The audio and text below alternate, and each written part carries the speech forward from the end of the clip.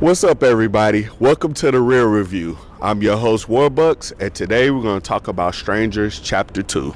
Now, to get into some brief history, I've always been a big fan of the whole slasher films. I guess growing up, in the 90s, I'm a late 80s baby, born in 88.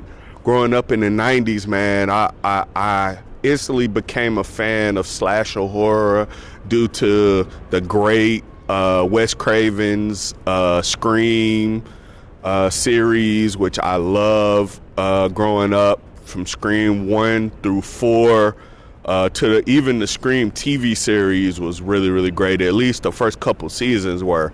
I've been a super duper fan of horror films.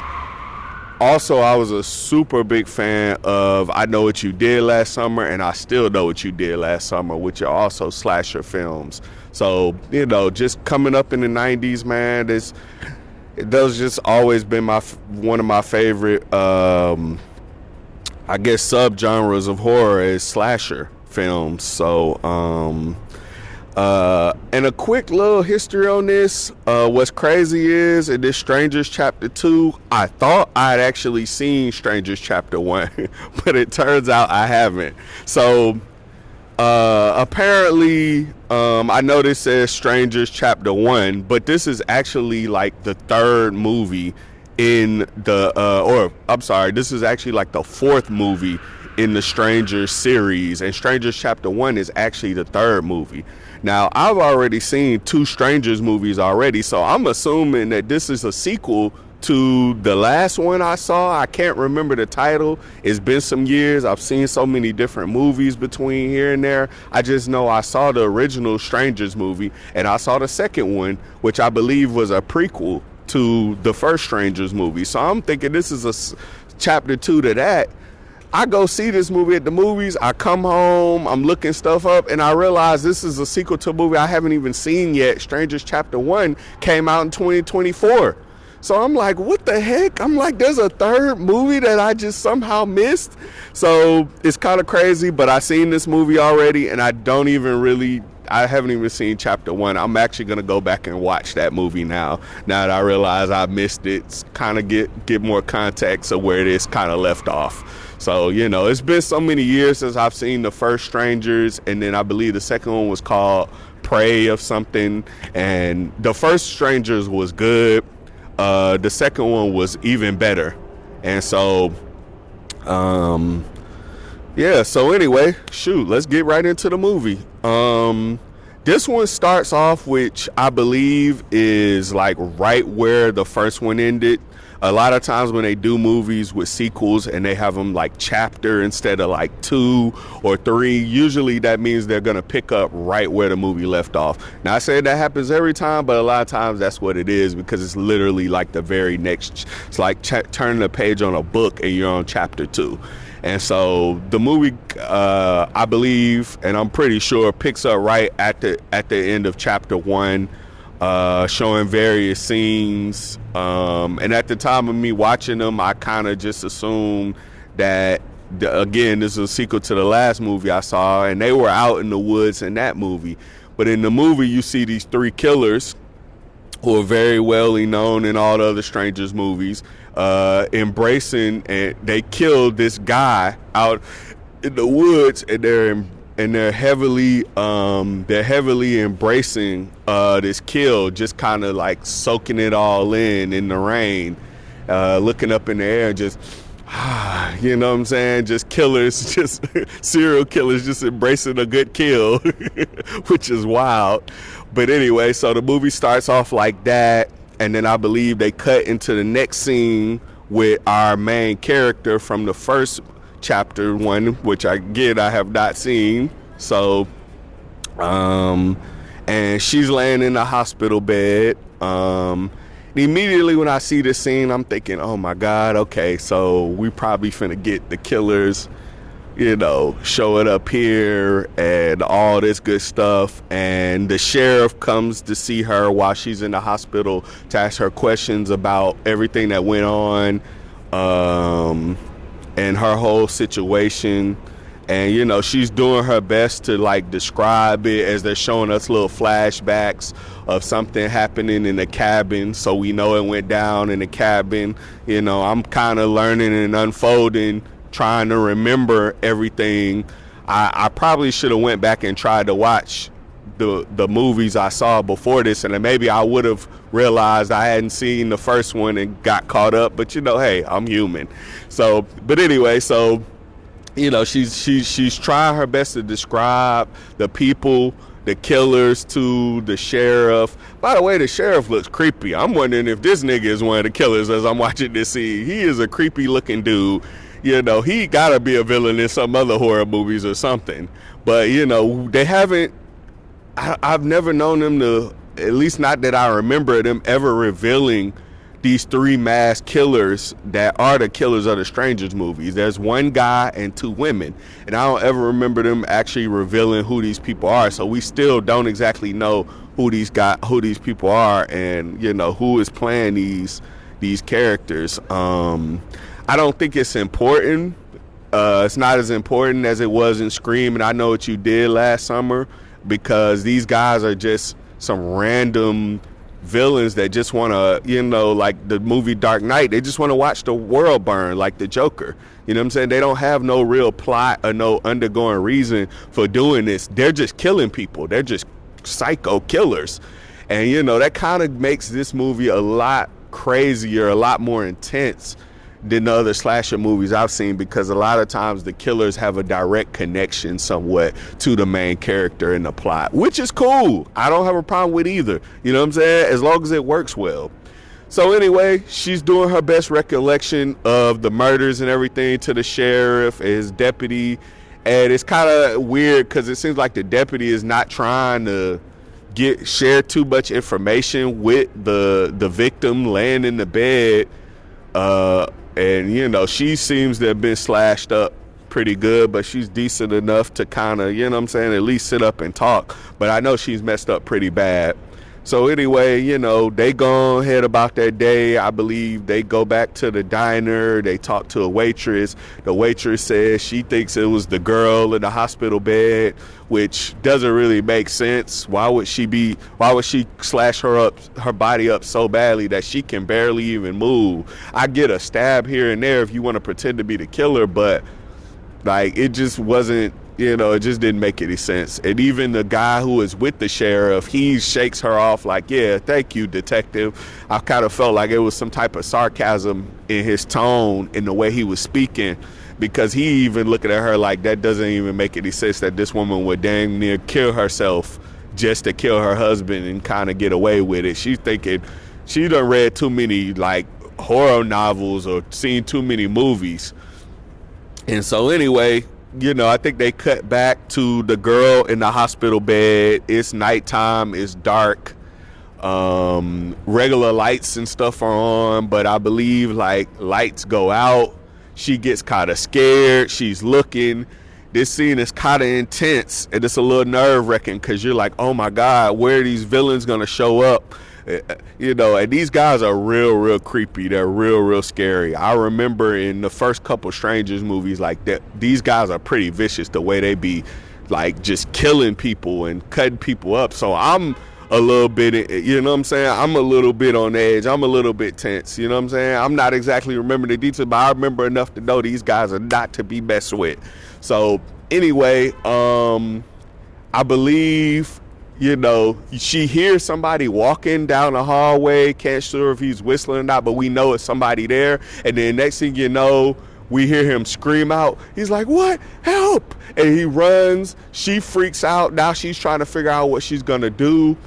And then next thing you know, she's being chased by two of the girl mask killers. Now these killers are some pretty creepy looking killers. I'm talking about like they're wearing like these clown masks with these writings on them, and they're just like very creepy, very scary looking. You know what I'm saying? These villains don't really look like any other villain I can really describe.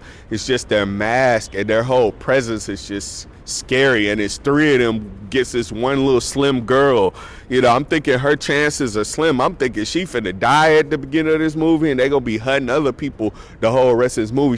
They're just coming to finish her off. You know what I'm saying? And so they're chasing after her, try to stab her, and she makes it just in the nick of time to get in the little elevator chute that they send the clothes down, or whatever this elevator's for. She gets in it, and like they like last minute mix her to stab her. And so remember, it's 3 of them against her. So she goes down, and when she gets down there, it turns out this is the elevator to, like, you know, where they put the bodies at in the mortuary. And so this is already kind of a creepy place. And it's a great setting for a horror movie. And so anyway, she gets down there. You know, she's looking, trying to figure out if she should run through this door or if she try to hide in this little area where the bodies are being slid in. I know you guys have seen this in movies and other shows before. If you've ever seen a horror movie, you know they take the dead bodies and they kind of put them in this and slide them in this little place. And so she's trying to decide if she wants to go hide in there or run. And then they kind of cut to the next scene where they show the big guy come down there to kill her, and he's looking for her, and and then they finally show her she's inside of there, and she's in the body with her I'm not sure if this is her boyfriend, fiance, husband. Like I said, I haven't seen this movie, but we know this is her lover, and they were in a cabin together, and then they were attacked by these 3 crazy clown mask wearing killers. Like, man, just very, very creepy looking, scary looking. And so anyway, you know, the guy comes down there and he's kind of looking, trying to decide if he basically doing the same shit she's doing, but trying to figure out which way did she go. Did she go out this way, or is she hiding in here? It's taking him a little minute. He slides out a body. There's nothing there. And then he hears a noise. And it's another guy working in the hospital. And so he goes, gets him, kills him, drags his body. And one thing I noticed about this movie, and this happens multiple times in the movie, I'm only going to bring this up here because honestly I can't remember exactly the other moments where she does this, but there's like so many different moments in this movie while I'm looking in my head, because I'm in the theater. If I'm at home, I'm going to be yelling at the TV, but because I'm in the theater, in my head I'm thinking, yo, hurry up and get the fuck out of there. And she's just taking her sweet time.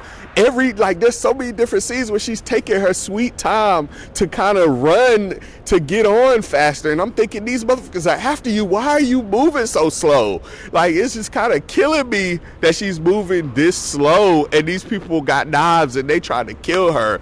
And not just knives, these motherfuckers are using all type of crazy weapons to kill her. They using everything.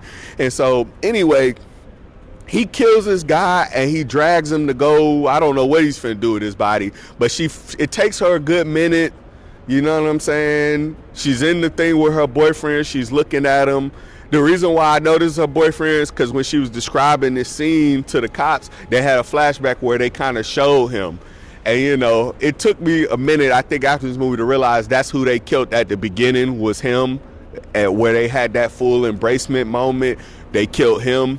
Because, again, like I said, I didn't realize I hadn't seen chapter 1 until I got home later. But anyway, so she finally gets out of there.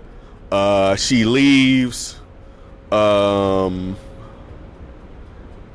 She finally breaks out. I think she breaks out of a window or something. Like they're after her, and she finds a way to break out of a window. And when she finally breaks out of the hospital, actually, I think she might have took the elevator back up again, and the girl started chasing after her this time. And then she gets out. I feel like I remember her breaking out of a window. And when she broke out of a window, she ran up on this house, like in the middle of like this farmland. And so I think she's like called looking for help.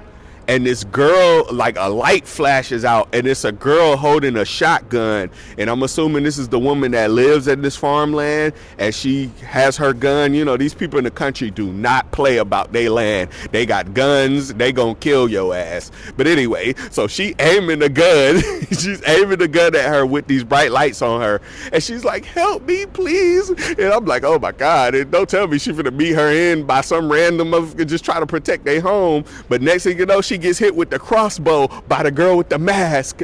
And so the girl fends off the masked girl killer. Remember, there's two of them. This is one of them. She takes a pitchfork and stabs her with it and kind of like runs off. And this is like how she kind of gets her escape.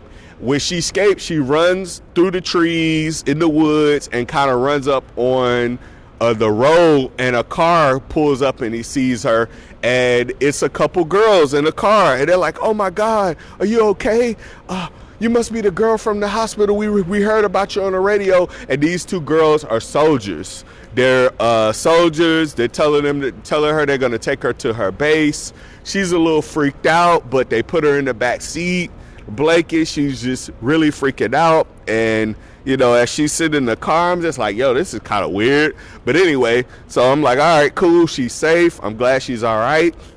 And as they're driving, they see two other motherfuckers standing out in the rain. And they pull up, and I'm like, what the fuck are these guys just standing out in the rain for? I'm like, oh, it's two guys. So I'm thinking, okay, it can't be the killers because there's one guy and two girls. You know what I'm saying? So, but anyway, it's just weird that these two guys are standing out in the rain to me. But anyway, so they talk with them. I believe they ask them what they're doing out there, but we can't really hear what they're saying because this is all shot from the perspective of the girl. She's our main character. It's shot kind of from her perspective, so you can kind of hear them talking, but you can't hear them fully. Then the two girls get in. They say, hey, this is current major da-da-da-da and da-da-da. They're soldiers as well. They get in the back of the passenger seat. They're kind of looking over at her. They both, I think, introduce themselves. One of them, he's kind of a lot more talkative than the other, but he's kind of like, I don't know, kind of like aggressive a little bit in his tone. I'm assuming he's probably been drinking or whatever, but either way, hey, you know what I'm saying? As long as he ain't one of the killers or ain't try to do nothing crazy to her, hey, it is what it is. So, but as this scene unfolds, you see the girl's perspective as she's looking at everybody, and she's like, when I first saw this scene, I was trying to, like, I don't know, get a better understanding of the main character's choices in this scene. But I understood it right away, but at the same time, I thought it was a little bit stupid here. But it wasn't really stupid because it actually makes sense. But she's looking at them and she's having flashbacks of the killers in her mind. And in her mind, it's like she's seeing the driver, the two girls up in the front passenger seat as the killers. And she's seeing one of the guys, the aggressive guy, as the killer in her head. And she, you know, she has PTSD from these murderers. She just woke up in the hospital from the slashes. Her boyfriend, husband, fiance, whatever, her lover, we're gonna call him her lover just to kind of have a way to refer to him as the movie goes on. But her lover, her love interest, which is actually what I prefer to say, so we'll do love interest. Her love interest is dead and they've killed her, so she's having PTSD where she's seeing these people in the car as the murderers. And so in this scene, she kind of freaks out and she jumps out the car while they're driving and falls into the woods. Now, this scene is a little crazy, and some of y'all might be looking at this scene like, yo, why the fuck would she get out the car? She was safe. She was with these. She don't know who these motherfuckers are. They could be the killers, and she has PTSD from the whole incident. So this scene actually makes sense. It does that she freaked out the way she did, and she jumps out in the woods. And when she jumps out in the woods, you know, of course, who you think shows up? Well, actually, no, they don't. She's just in the woods. I tricked you guys. I know a lot of y'all are laughing like, wait, hold on, what? No, she runs off into the woods and she's walking in the woods. She's scared. She kind of falls. She gets up. Again, this might have been one of those moments where I felt like she was moving a little slow, but no. She falls in the woods and she hides. I forget about this. They get out the car and then they go and they try to look for her with flashlights. Now they already know this girl she escaped. They know that they had this whole little conversation in the car. I think I brushed over it, but it's just to get more detail. They know who she is, and they just try to get her safely back to their base. But anyway, they're looking for her with a flashlight. She's hiding from them. They look, and then I think eventually they give up and they go back to their cars. They looked as best they could. They can't. It's raining outside. You know what I'm saying? And what can they do? You know what I'm saying? So they go back in the car.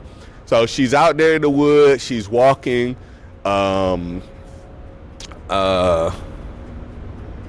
trying to remember. I think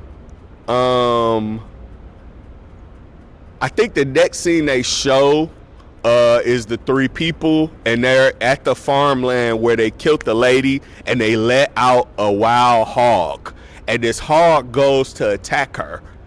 I was just trying to make sure I remember that that's the exact next scene, or if she got into it with the attackers again, the murderers. But I believe the wild hog is the next thing that just attacked her straight up, because they show the guy let this wild hog out and it attacks her. And we get this really dope scene between her and the wild hog that's crazy, because it's a huge freaking pig. This ain't no small. This motherfucker is huge. He's big. I'm like, what do they feed this damn pig? People? Because this motherfucker is like insanely big, and it attacks her. And I mean, bro, when you watch this scene, this looks real. You know what I'm saying? They did a really good job with this scene. It's very intense, and she's running, trying to evade the freaking hog, and she gets into this moment, and then the hog is chasing her around, and she gets to the ground and she stabs the hog. And she takes out the hog. I'm like, yo, I'm impressed by this chick, bro. I am. I'm super impressed by this chick, man. It's a lot of niggas that might not have survived this. And she killed this dang pig. She killed this dang pig. You know what I'm saying? When I say niggas, I mean men. Okay. Yeah. Excuse me, y'all. You know what I'm saying? I'm a wild boy. But anyway, so she kills the pig. You know what I'm saying? And, I think she escapes her attackees. They might try to attack her again. She escapes them, and then she ends up back at actually no, she takes another car, and that's how she really escapes them, because they chase it after, try to stab her, and she finds a car, a Jeep or whatever, and she drives it, but it breaks down right in front of, I believe, the cabin. Or maybe she just ends up at the cabin. I might be getting this a little mixed up, but she ends up at the cabin. And when she gets up at this cabin, this is the cabin where her and her love interest were staying when they were attacked, and he was killed out of the woods. She ends up there, and when she gets there, there is state police there, and her state police, they're cool. They're talking. She tells her she needs help, and he says he's gonna help her, and But then one of the killers show up. One of the female killers show up, and she kills him, stabs him to death, and she has to fight and escape this killer, and that's when she steals the Jeep. Yeah, she steals the Jeep then, and she drives the Jeep, and the Jeep breaks down right in front of this house. And she kind of goes into this house, try to clean herself up, and that's when she realizes she's in the house of the people who pulled over, who accepted her in the car earlier today. It was four of them, and they're there again, and the guy is there being aggressive again with the girls there, and they're like, don't mind him, he's a little whatever, you know what I'm saying? He's just a little wired, I guess, but he's definitely been drinking. He's drinking in the scene, and he's already kind of a little drunk. But yeah, he's just asking her all types of questions about the murders and how she was feeling and thinking in those moments. he even comes in her room later on when she's by herself and talks to her. He just, I don't know. He's giving off creepy, like he could be the killer. You know what I'm saying? And one thing I gotta say about this movie, they do a good job of making everybody seem like they could be the mass killers. And you got this girl on the loose who has PTSD, and she's just like freaking out from what's going on. But she closes her door after he leaves and locks the door. I think she's talking to her mom. Her mom sounds like she comes from money, from wealth. She's saying that they're going to send an ambulance out there to come get her. Also, by the way, I forgot to mention this, but there was a flashback earlier in the movie where they're having a flashback scene of, and this scene kind of goes on in the background of everything going on because it's a flashback of a little girl in school, and she has a crush on this guy, and she's playing with this little boy, and she's playing with the little boy. She's got this crush. He's got a crush on her. You can kind of tell they like each other. But these other little girls, they're picking on the little girl. And the little girl, she likes this boy, but then the girls pretend like she's hurt to kind of get the little boy's attention, to kind of steal the little boy from her. And she's pissed off about this. And as this flashback goes along, the little girl eventually kills the other little girl who freaking was trying to pull the little boy away from her. And this is such a weird scene, but once the little girl kills the little girl, because throughout this scene, I'm trying to figure out who this little girl is. And I think the writers didn't want you to know, the directors and them, they did not want you to know who this is. I think they wanted you to make you think that this was the main character, and this was maybe like the origin story of how she met the love of her life, who has now died. But in reality, it's the origin story of our serial killers. And one of them is madly, I guess, in love with the other serial killer, because right after the little girl kills the other little girl, the boy is right there to play with him and hold hands while it's blood on them, which is very, very weird and twisted. It was a very wild and crazy freaking scene right there. Man, bravo to this movie for taking risk and putting that type of scene on these kids. That was wild. But anyway, so we're snapping back to reality of our main character in this house, and she's looking out the window.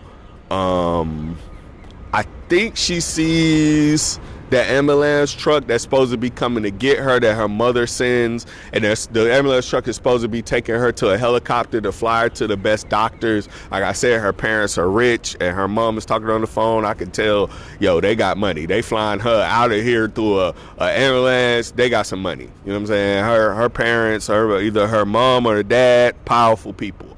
But anyway, so she sees it outside. But I believe the next thing that happens is one of the killers kind of like they start busting in the door. It's the girls. She's able to escape, and as she's heading out, she sees that all those officers, all those army-based people are all dead. They've all been killed. She sees their bodies out as she's leaving. I think one of them is still alive, and I think it's the guy, the aggressive dude that's been drinking. Like, I think he drove off in a scene drunk in a fast car just in the middle of the night. And so, she runs out. I believe that she gets into the EMS machine that was coming to take her to the airport. And she gets into a back and forth with one of the girls from, one of the murderers. Remember, there's two of them, and then there's one guy. So she gets into it, one of the girls, fight in the truck, as she stabs her in the neck. As she sees her laying there, Then she gets into the EMS and she drives off. As she's driving off, the girl that she stabbed in the neck is grabbing and she's choking her now while she's driving the EMS truck. So she speeds up the EMS van. She speeds it up and she purposely crashes it, and the girl flies out the window, and this time she's dead. I mean, she done been stabbed in the neck and now she crashes out the window. She's dead now. And so the girl gets out of the EMS truck and runs off into the forest. And then the other two killers, they show up to pick up the girl, and they're like holding her, and the guy is just there. He's just like having his final moment as he's holding her body as she's dying. Now, clearly, this is the flashback girl that we seen earlier in the movie, and this is her lover, because I think they show little flashes backs of them as kids, maybe with blood on them. The shit's a little weird, it's a little creepy, but hey, you know, this killer has feelings too, and he's hurt, you know what I'm saying, that he's lost his girl. And then I believe they show the girl, the main character, looking at them in the woods as they're watching her embrace. The other killer is right behind her watching it, just looking. And that's the end of the movie. I believe they say to be continued. So quickly, just to, you know, wrap up the movie, this was a good slasher film. Very entertaining from beginning to end. I don't feel like there was a dull moment in this movie. I mean, from the moment that she wakes up in the hospital and she's scared that something's gonna happen, the movie is just exciting and takes off from there, and it's just like a roller coaster ride from beginning to end. If you like entertaining slasher movies with good murders, kills, gore, this is the movie for you, man. If you're a fan, but I know I mentioned Scream, and I know I mentioned I Know What You Did Last Summer, and I know those movies are probably can be comical / this one's not none of the Stranger movies are comical. They're straight serious / murder movies. There might be some stuff you might laugh at, but it's not intentionally meant to be funny. It's just some stuff you saw and you was like, dang, that was funny how they died right there or something like that. If you got a weird kind of funny sense of humor like me, because I do laugh at certain stuff. So there was stuff in Scream that wasn't meant to be funny, but it was hilarious when I saw it. So but I don't remember there being anything comical in none of the Stranger movies I've seen so far. In the 3 I've seen, I don't remember there being much comical. I just remember motherfuckers dying and being slashed up pretty badly. So, yes, I really, really enjoyed this movie. I love this. I love this whole series. I'm not gonna lie. All these movies I've seen, I've really, really enjoyed them. To be honest, I would really need to go back and watch the Strangers movies, but so far my favorite one is probably the prequel to the first Stranger one. It's called Pray at Night or Pray something.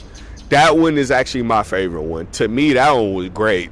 But this one is probably my second favorite one so far. This one was really good. And then the first one was good. I mean, all of them are good to great so far for me. Gotta go watch Chapter 1.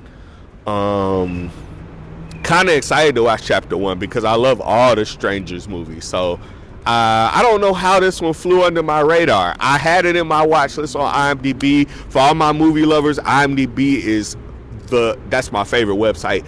It is the website to go find movies, add them to your watch list. They give you directors, writers, actors. If you into all that like I am, IMDb is the website for you, for all you movie lovers. Or if you just want to keep a nice little stored place for your movies, it's a dope website. IMDb, holla at me, bro. Come on now.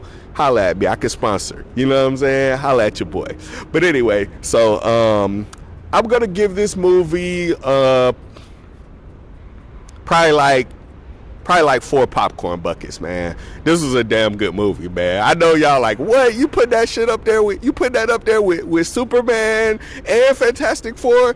I'm sorry, man. It may not be as equal as those movies, realistically, if we talking just basing a movie on plot, story, and all that. But as far as what it is supposed to do, because some movies are there to entertain you, some are there to inform you, some do both. You know what I'm saying?